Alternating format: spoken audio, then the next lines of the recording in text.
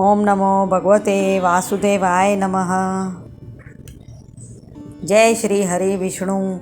आज हम लेकर आए हैं भक्ति संगीत विष्णु मंत्र शंख ध्वनि। जय श्री हरि विष्णु। आज हम लेकर आए हैं अश्विनी शुक्ल पक्ष की पावन पापाकुंजा एकादशी की कथा और महत्व। यह एकादशी पापों का नाश करने वाली, मोक्ष प्रदान करने वाली और वैकुंठ धाम का द्वार खोलने वाली कही गई है। आइए जानते हैं इसकी कथा, विधि, महिमा और अंत में करते हैं श्री हरि विष्णु की आरती। कथा इस प्रकार है।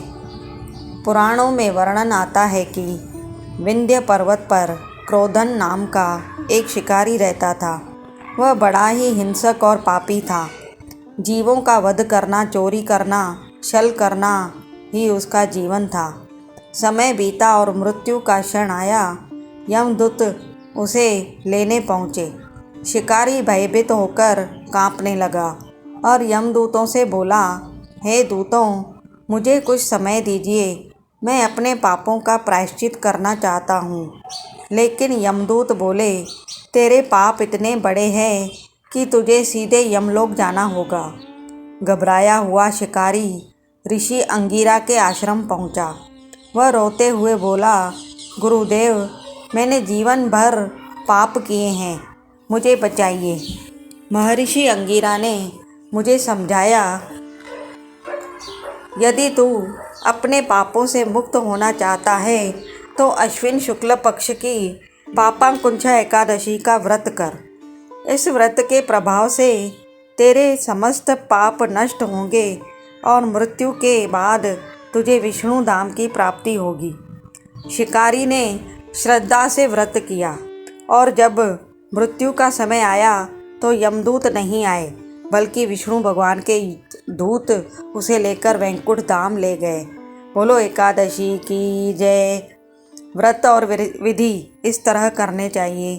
प्रातः स्नान करके संकल्प लें। भगवान विष्णु को गंगा जल से स्नान कराएं। पीतांबर वस्त्र पहनाएं और तुलसी दल, पुष्प, धूप, दीप, नैवेद्य अर्पित करें। दिन भर उपवास रखते हुए हरि नाम जप करें। रात्रि में जागरण करें और अगले दिन ब्राह्मण या जरूरतमंद को भोजन कराकर व्रत पूरा करें। व्रत का फल और महत्व इस प्रकार है। पद्म पुराण में कहा गया है, इस व्रत में हजारों जन्मों के पाप नष्ट हो जाते हैं। यह व्रत अनेक अश्वमेध यज्ञ के बराबर फल देता है।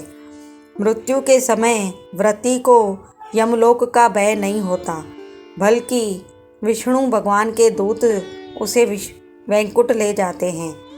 घर परिवार में सुख, शांति और समृद्धि आती है। अरदास।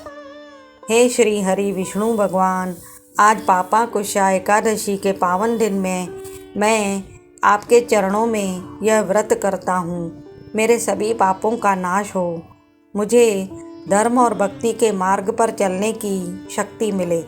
मेरे परिवार को सुख, शांति और समृद्धि मिले और अंत समय में मुझे आपके वैकुंठ धाम की प्राप्ति हो। बोलो एकादशी की जय। आरती। आरती श्री हरि विष्णु जी की। आरती श्री हरि विष्णु जी की। ज्योति जगमग छाई, ओढ़े पीतांबर वनमाली, शंख चक्र धराई। जय लक्ष्मीपति नारायण, जय लक्ष्मीपति नारायण।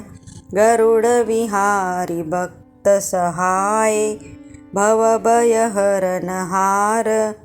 भक्त जनन के संकट टारे, तुम हो जग के पालन हारे। जय लक्ष्मीपति नारायण, जय लक्ष्मीपति नारायण।